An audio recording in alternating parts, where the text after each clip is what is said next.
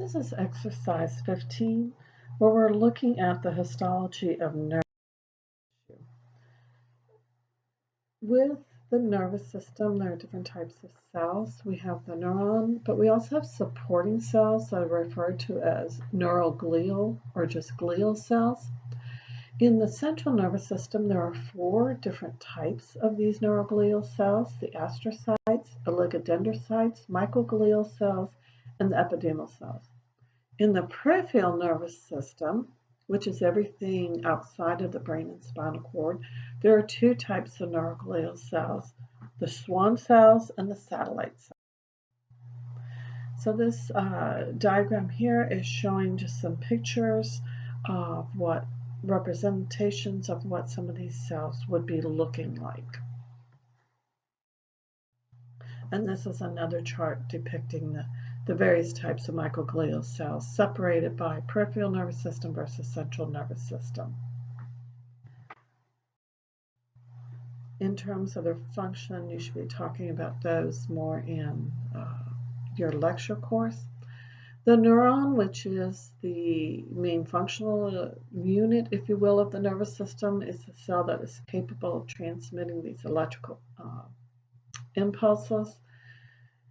There are different regions or parts of the cell. There's the cell body that's known as the gray matter. Now you'll notice that when we talk about the nervous system, we often will give different terms or names to things. So where you have a group or a cluster of cell bodies in the central nervous system, it would be called nuclei. Groups and clusters of cell bodies in the peripheral nervous system is going to be known as ganglia. The dendrites are the areas on the neuron that do receive the electrical impulse from other neurons. And then the axons, that is where it's going to be sending that charge away from the cell body. They're typically longer than the dendrites. Right at the area where the axon connects to the main cell body is the axon helix. The very end of the axon is called axon terminus or axon terminal. In the synaptic cleft, that is the little space that's going to be between the neuron and an adjacent neuron or the muscle or the gland that it is. So if we look at this picture over here and of a typical neuron stretching through here, here's the cell body. That's where the nucleus is, the mitochondrium, most of the organelles. These smaller extensions here are the dendrites, so they could be receiving an impulse from another neuron. This area right here, where this is the axon, connects to the cell body, is the axon helix. It kind of looks like a funnel. And then as you see, the axon extends down here.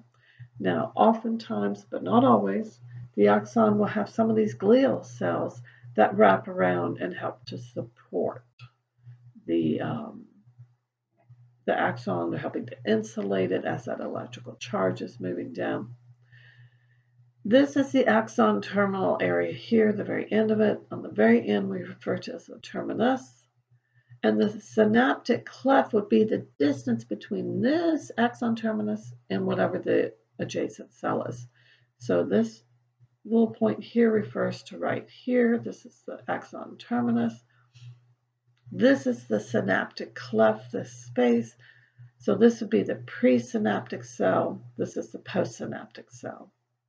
The postsynaptic cell could be another neuron. It could be in terms of that protective insulating sheath around the axon. That's formed by some of the glial cells in the central nervous system. It is going to be the oligodendrocytes. As you see here, you have extension, and it wraps around providing that insulation. In the peripheral nervous system, it's the Schwann cells that will wrap around providing the insulation. It's much like, if you're familiar with electrical wiring, how you have your wire and then you have the rubber insulating around it. You'll find out it helps to make the transmission of that electrical charge much faster. The neurons we can classify several different ways. We can classify them by structure. We can classify them by function. If they are classified by structure, You can have anoxic neurons. We have several different processes, but you really can't tell the axon from the dendrite.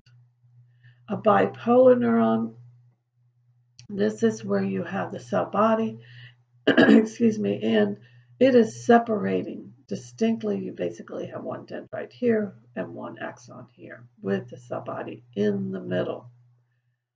A pseudo-unipolar neuron, the cell body's to the side, and then you have the extensions. The majority of what we see in the human body are multipolar neurons. That's where you have the cell body, you have multiple dendrites, but the axon is much longer and extends out. But there's just one single axon. If you classify neurons by structure, then we classify them as one of three types. There is the sensory, also known as the afferent neuron. This is receiving this electrical impulse, the stimulus, and it's sending it towards the central nervous system. Remember, the central nervous system is brain and spinal cord. The interneurons are also known as association neurons. This is what is linking the sensory to the motor. And then the motor or efferent neurons, they are receiving electrical impulse, excuse me, and they are sending it away from the central nervous system. So typically what happens is a receptor picks up some stimulus, maybe it's pain, maybe it's temperature, whatever that stimulus is, the sensory neuron then is stimulated, sends that to the central nervous system. The interneuron is going to receive that information and then send it further then down to the motor neuron, which is then going to stimulate whatever response you have. So what happens is the blue here is your afferent or sensory neuron. It's going to have received the stimulus. It's going to send it up to the central nervous system. Now you're going to have your association or interneuron right here. Oh, what should we do? Well, let's tell her to move her hand. So it's going to send that message to the motor neuron, which comes down here. In this case, it would stimulate the muscles to contract to have me move my hand.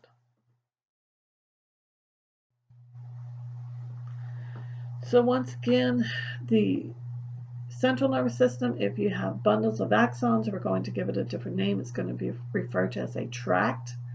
And when you have a bundle of axons in the peripheral nervous system, that whole bundle is going to be referred to as a nerve. Sensory is sending to the central nervous system. Motor is sending away.